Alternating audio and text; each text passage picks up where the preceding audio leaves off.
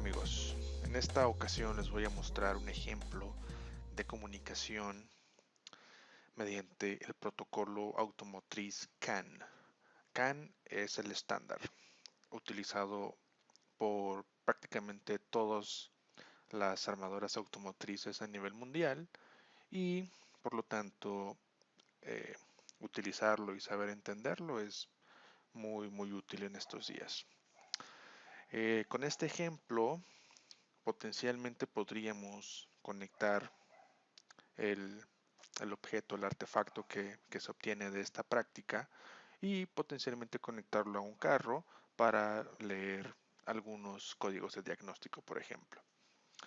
Bueno, ¿cuál es la arquitectura de este ejemplo que les estoy mencionando? Pues básicamente el objetivo es comunicar dos nodos mediante el CAN, el bus de CAN, perdón. Y pues para hacerlo, básicamente tengo dos Raspberries, en los cuales si ustedes están familiarizados un poquito con los Raspberries, sabrán que internamente un Raspberry no trae un módulo CAN. Por lo tanto, tenemos que utilizar un módulo de CAN. En este caso, estoy utilizando un módulo basado en un microchip MCP2515, el cual viene también en la misma tarjeta, viene incluido un transceiver que es un TJ-A1050. Entonces estos dos circuitos más algunos otros componentes pues forman básicamente lo que es el módulo de CAN, ¿sí? Y pues bueno, una de las características muy importantes para poder efectuar este ejemplo es básicamente el cableado que hay entre el Raspberry y el módulo de CAN. En, en el link que les muestro abajo en este video, ustedes podrán observar y estudiar cómo se debe realizar esta conexión. Es muy importante tener en cuenta de que hay niveles de voltaje que están operando a 5 volts y otros niveles de voltaje que operan a 3.3 volts. Por lo tanto, hay que hacer algunas adecuaciones y realizar las conexiones correctamente. Ustedes podrán seguir cómo se hacen estas conexiones en el link que les dejo abajo o también en el ejemplo en el reporte que les voy a dejar en el otro link. Bueno, ¿y cuál es la arquitectura de este ejemplo? Pues básicamente tenemos eh, los dos Raspberries en los cuales cada uno tiene conectado un módulo de CAN comunicándose a través de SPI. Cada uno de los Raspberries tiene un web service, el cual se desarrolla en Django y utiliza librerías de Python. La librería es PythonCAN. Y pues bueno, pues básicamente la comunicación entre, por ejemplo, alguna interfaz, en este caso podría ser un celular, una laptop, pues se comunican a cada uno de los servidores utilizando HTTP o comandos RESTful. Entonces, por lo tanto, por eso se utiliza un router, que es básicamente para poder generar una red local y poder tener comunicación entre todos los elementos. Bueno, como les comento, una parte muy interesante de este ejemplo es el desarrollo del servidor web, el cual está desarrollado en Python utilizando librerías de Django y PythonCAN.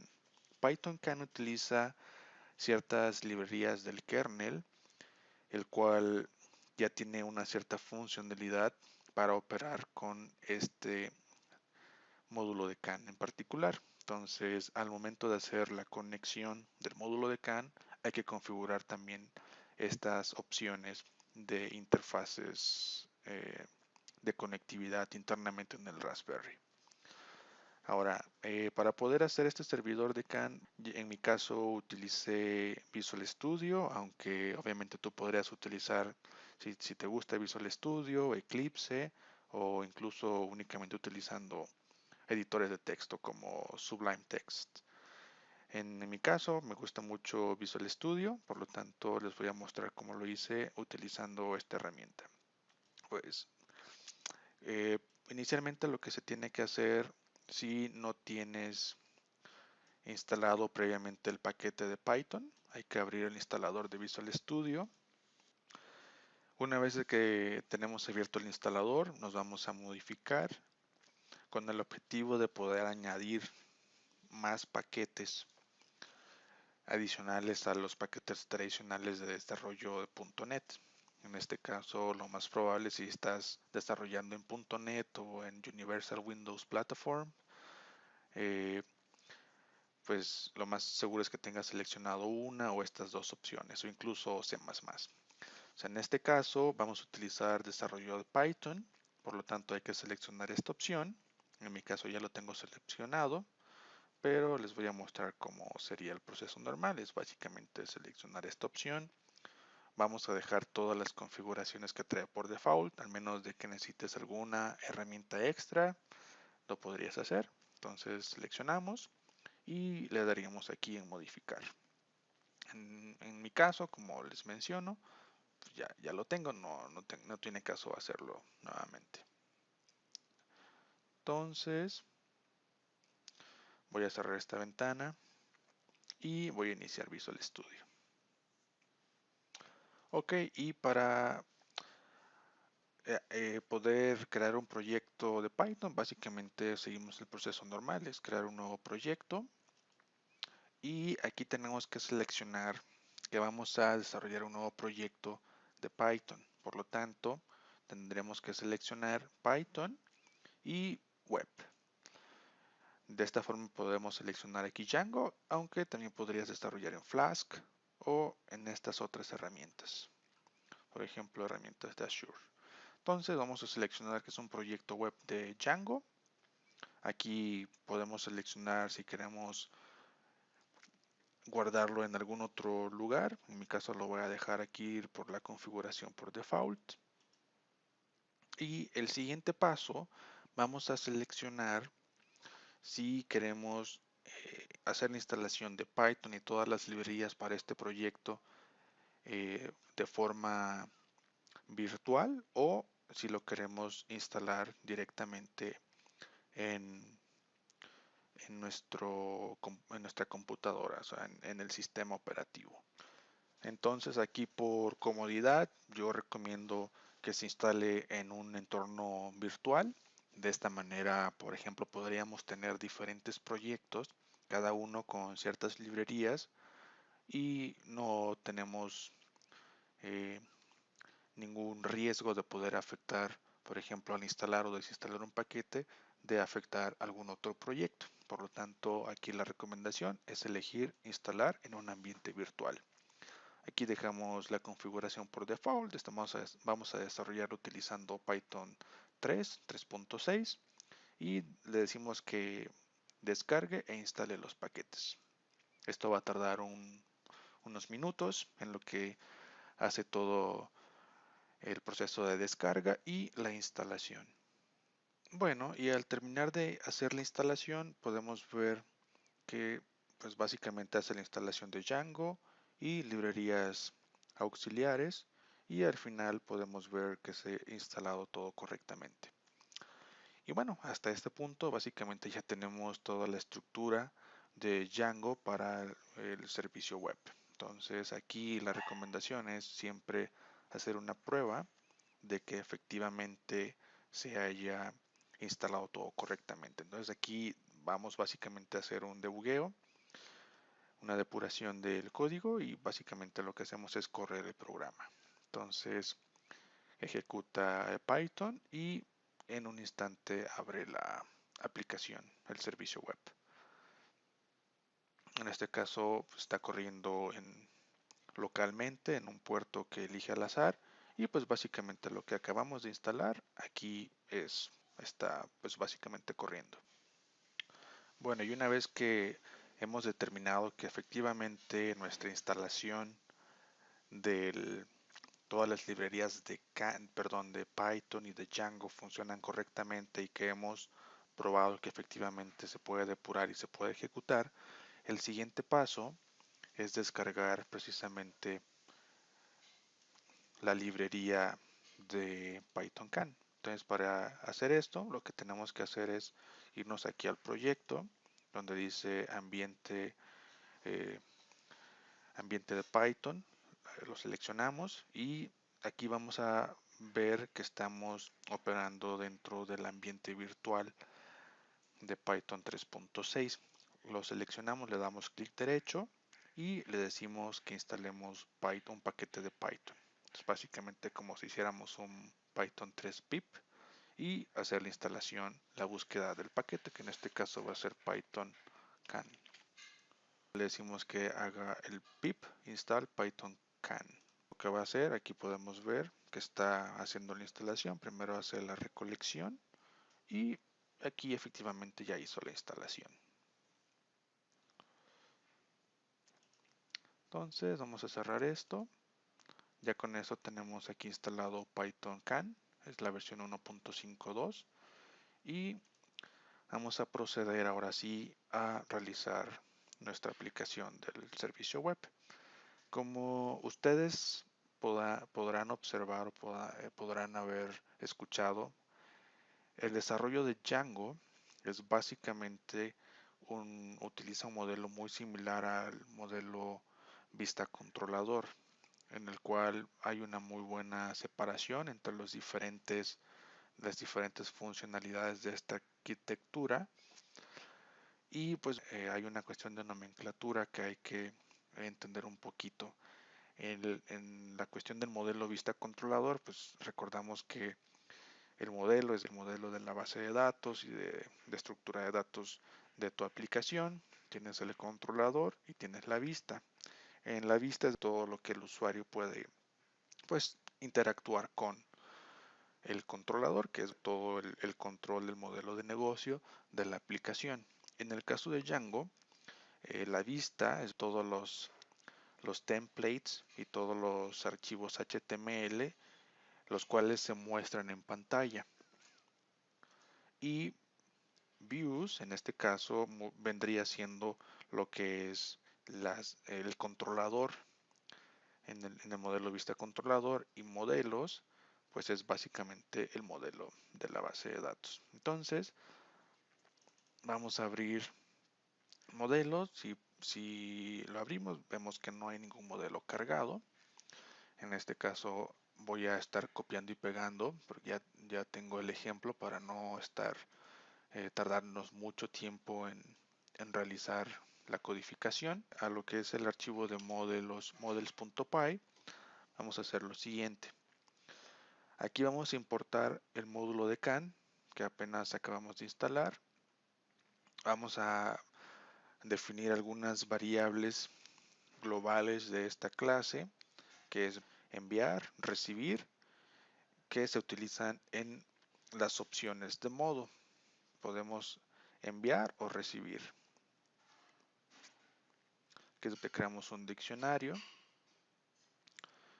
y creamos la clase mensaje, que es nuestro modelo base.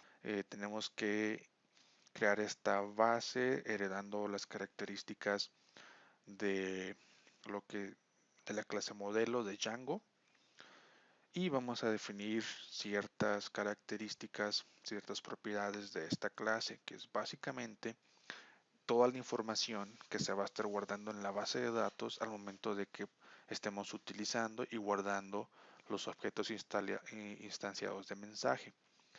Vamos a tener los siguientes campos. Estos campos son campos que en este caso, por ejemplo, transacción, el tiempo y el modo son de propiedades que yo estoy considerando, y las demás son propiedades propias de los mensajes de la librería de can de Python. Entonces, para poder utilizar esas propiedades de esas clases que ya se están utilizando en la librería de can, pues yo las voy a reutilizar, y eso es una transferencia de esas propiedades a mi clase mensaje para poder guardar pues las propiedades de los mensajes de can previamente definidos. Entonces vamos a tener la transacción, el tiempo, el modo. Vamos a tener el tiempo que viene marcado en el mensaje propiamente de CAN. Si es un frame remoto, si tiene un ID extendido, en este caso si es de 11 o de 29 bits, si el frame se detectó como error. Vamos a también a guardar el arbitration ID, que es el ID del mensaje, la longitud del dato y el dato propiamente. Y obviamente cada uno de ellos tiene su tipo de dato definido, como puedan ver aquí. Y pues bueno, aquí únicamente hacemos esta propiedad de la clase para cuando podamos o queramos imprimir la clase, perdón, el objeto instanciado de esta clase, pues imprime directamente esta información que es el ID más el dato. Ahora vamos a abrir lo que es la vista. Aquí en la vista es el control de cómo vamos a estar interactuando con las peticiones de los usuarios. Aquí en esta parte también voy a hacer un copy paste y como les había comentado, también les voy a dejar el link en GitHub de donde pueden descargar todo el código. Lo que estoy haciendo, estoy definiendo nuevamente, estoy importando mi modelo, lo estoy importando como model, también estoy importando la librería de CAN. Y una parte importante que tenemos que hacer es el hecho de configurar la interfaz que vamos a utilizar en este web service. Aquí tenemos que configurar que la interfaz, en este caso como estoy corriendo en Visual Studio y en mi computadora, que no tiene instalado un puerto de CAN, le voy a decir que es un puerto virtual. Cuando hagamos la transferencia de este proyecto al Raspberry, vamos a seleccionar que es un socket CAN tipo C. El canal tiene que coincidir también con lo que esté configurado en el Raspberry, que en este caso es CAN 0. La tasa de transmisión también debe de coincidir con lo que tengamos configurado previamente, que es 125.000. Y creamos un bus con la información previamente definida. Bueno, antes de pasar a la explicación de los llamados a las diferentes vistas, voy a actualizar el código que tenemos en la página HTML index, que está dentro de templates app index.html.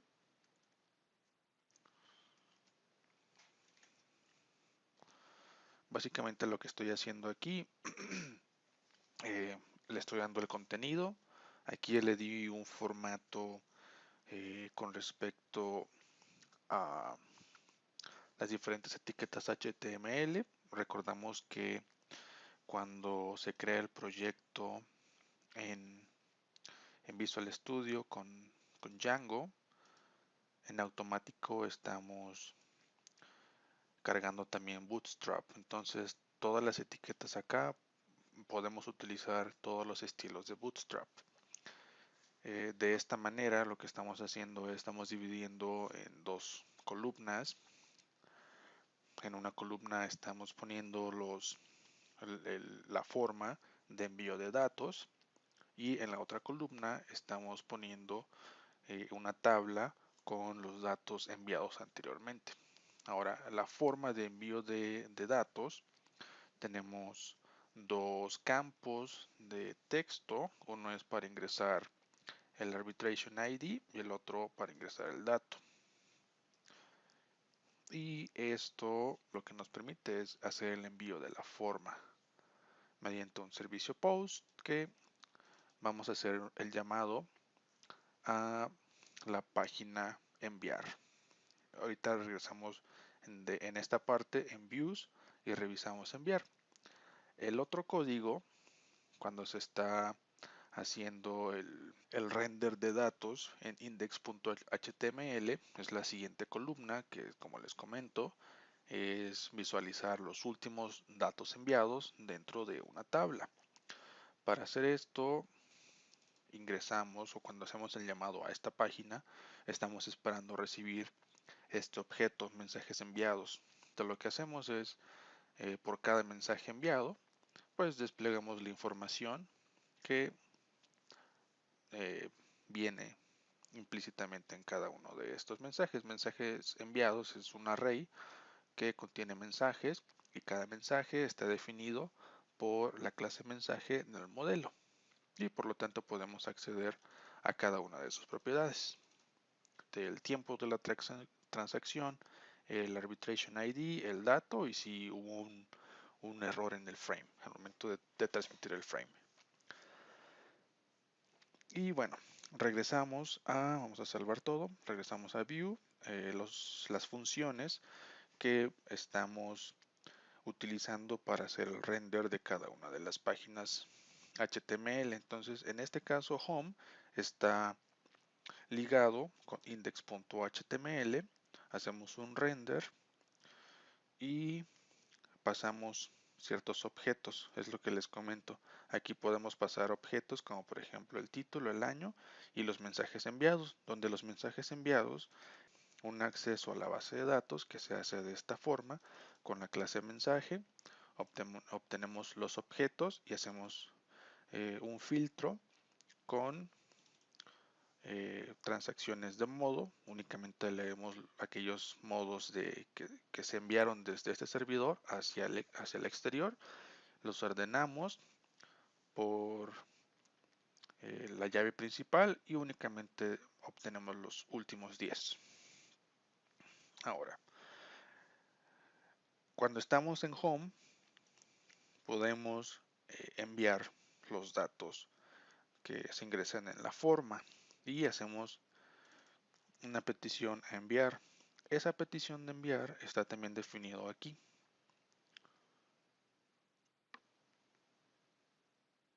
Enviar.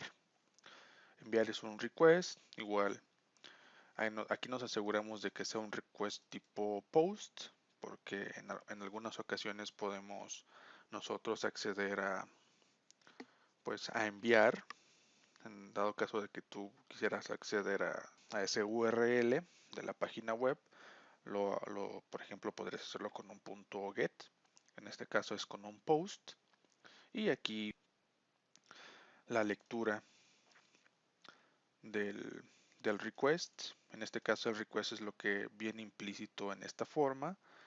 Leemos lo que viene implícito, la variable que nosotros aquí estamos enviando, que en este caso es arbitration ID y data. Entonces arbitration ID, data, estos los obtenemos y aquí hacemos básicamente una decodificación para estar seguros de que el dato es correcto. En este caso, como estamos ingresando los datos en hexadecimal, tenemos que asegurarnos de que lo que estamos ingresando corresponde a 4 bits, a un nibble, y que sea un byte. O sea, lo mínimo que podemos mandar como dato son múltiplos de 2 caracteres que corresponden cada múltiplo de 2 a un byte de mensaje. Y ya que nos aseguramos de que el dato es válido, hacemos el envío del dato y bueno, al finalizar tenemos que siempre regresar con una respuesta. En este caso, si el proceso fue correcto, pues regresamos con un HTTP response redirect para que me redireccione a la misma página desde el cual envié la petición, que en este caso es un index, y pues vuelvo a desplegar pues los últimos mensajes guardados en la base de datos como enviados. Y bueno, adicionalmente es importante que importemos las librerías correctas. En este caso, el error que nos está pasando al momento de hacer la compilación es que nos falta que importemos pues básicamente la clase admin. Entonces pues vamos a intentarlo nuevamente.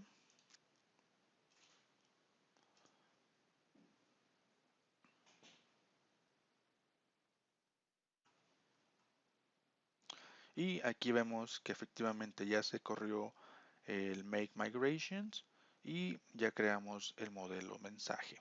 Ahora tenemos que decirle que efectivamente vaya y ejecute el cambio y seleccionamos Django Migrate.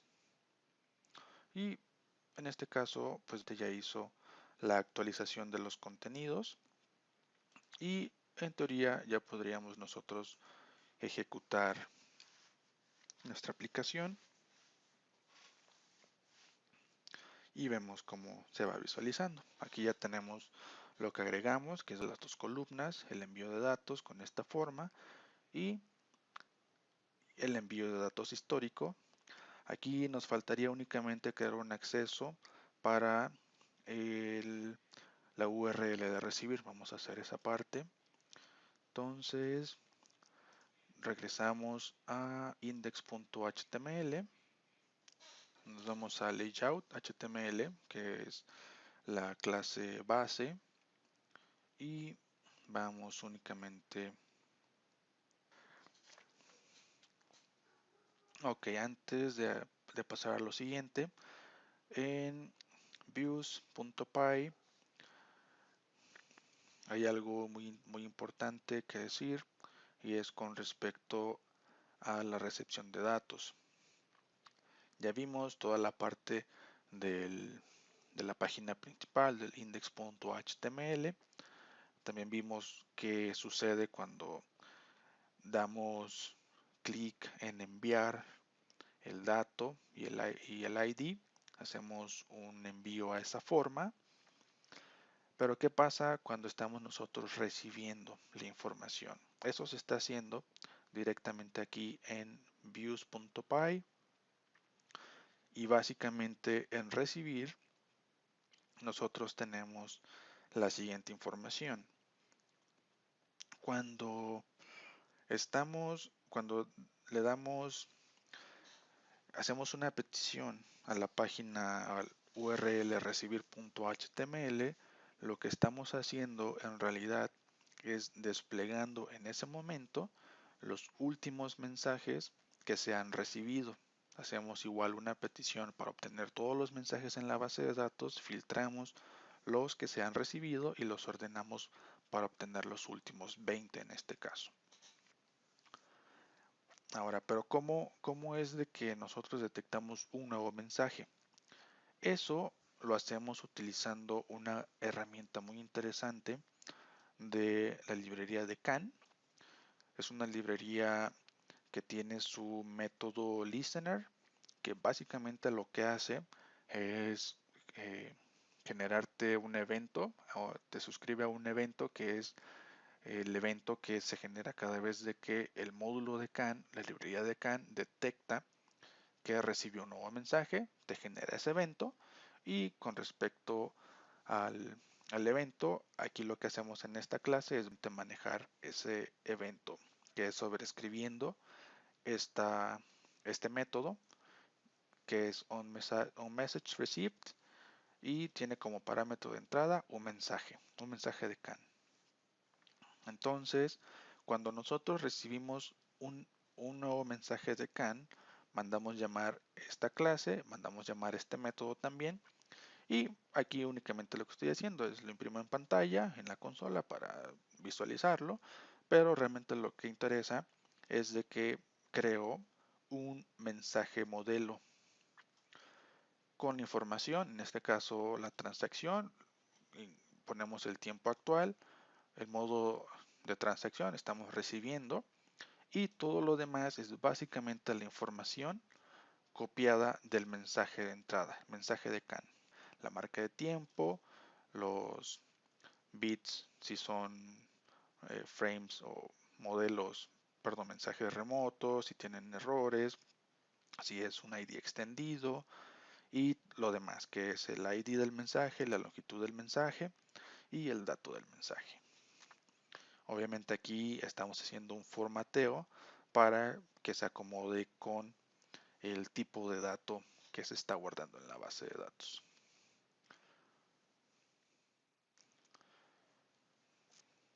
Y pues bueno, aquí lo que resta es guardar el mensaje. Se guarda el mensaje y el notificador de CAN con el objeto instanciado como argumento y pasamos como parámetro el bus que se definió en un principio. Y ya con esto ya hacemos pues la suscripción a esa notificación de eventos.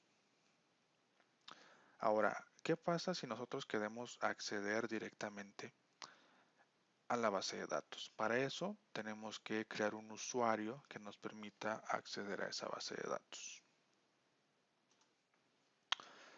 Para poder hacer eso desde un principio tenemos que seleccionar el proyecto, seleccionar Python y crear un superusuario. Eso nos va a abrir una consola de Django en el cual nos pide que ingresemos el nombre del usuario. Y bueno, hasta este punto ya tenemos nuestro servicio web funcionando para recibir y también para enviar mensajes. Antes de trasladar esta información, todos estos archivos a nuestros Raspberries, lo que tenemos que hacer es irnos aquí a views.py y lo que les comentaba en un principio, que vamos a seleccionar todos la interfaz que sea, vamos a eliminar virtual y nos ponemos a una interfaz tipo socketcan ctypes. Entonces guardamos y vamos al finalizar, vamos a publicar nuestro proyecto.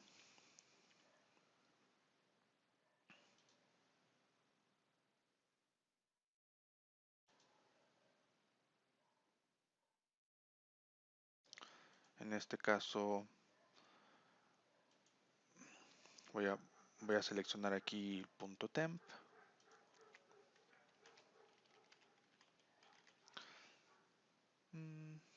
y lo voy a exportar hacia en este caso es un folder temporal. Listo, vamos a revisar qué es lo que ha creado. Y lo que podemos ver acá es que al momento de nosotros exportar nuestra aplicación, elimina todos los archivos de Visual Studio y tenemos un proyecto completo de Python, de Django en este caso. Ahora vamos a ejecutar este servicio web directamente en el Raspberry. Para hacer esto voy a utilizar Ubuntu. En este caso estoy utilizando el sistema de Windows para Linux en Ubuntu. Y esto tú lo podrías hacer con cualquier otro programa que te permita enviar comandos bash de Linux hacia el Raspberry porque es lo más sencillo. En este caso voy a asegurarme que tengo conexión con un Raspberry que yo ya conozco que está en esa dirección. Ahí está. ¿Vale? Si tengo comunicación. Perdón, tengo que abrir otra vez Ubuntu.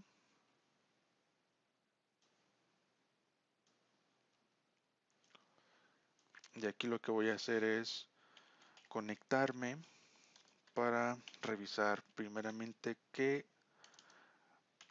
información, qué archivos tengo actualmente cargado en este Raspberry. Y bueno, ya estoy conectado al Raspberry. Aquí puedo ver que el usuario es Pi en el Raspberry. Vamos a mostrar los archivos que tengo actualmente. Muy bien.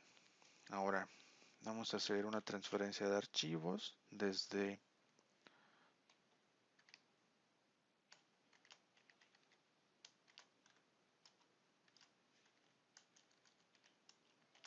nuestros archivos que están en la carpeta temporal, can app, dentro yo lo voy a llamar aquí can app 2 porque aquí ya tengo el can app 1 y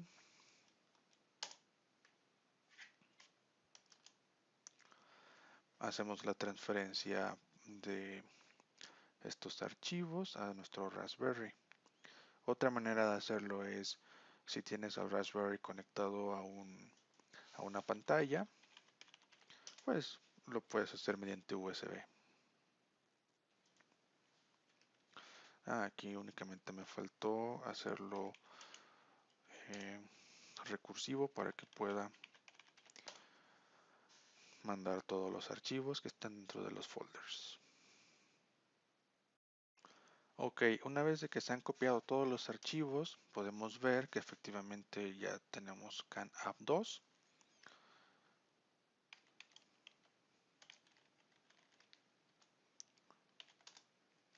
Y podemos ver que ya están todos los archivos copiados.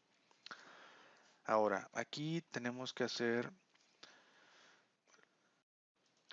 la adecuación para que estos archivos corran sobre el ambiente de Python. Recordemos que este es un lenguaje interpretado, por lo que necesitamos asegurarnos de que en su momento se estén leyendo todas las librerías necesarias.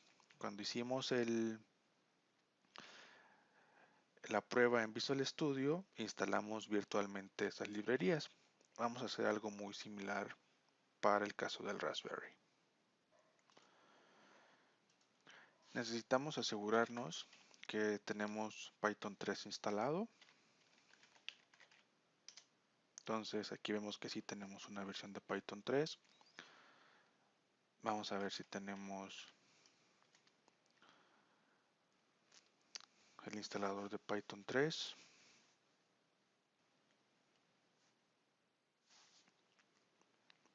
Si lo tenemos, por lo tanto, vamos a instalar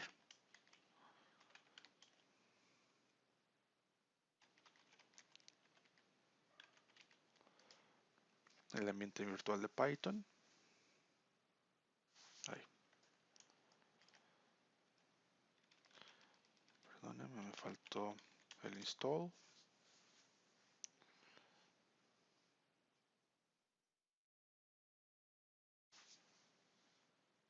Y bueno, ya lo tengo instalado. Ahora lo que tenemos que hacer es básicamente arrancar un nuevo entorno virtual.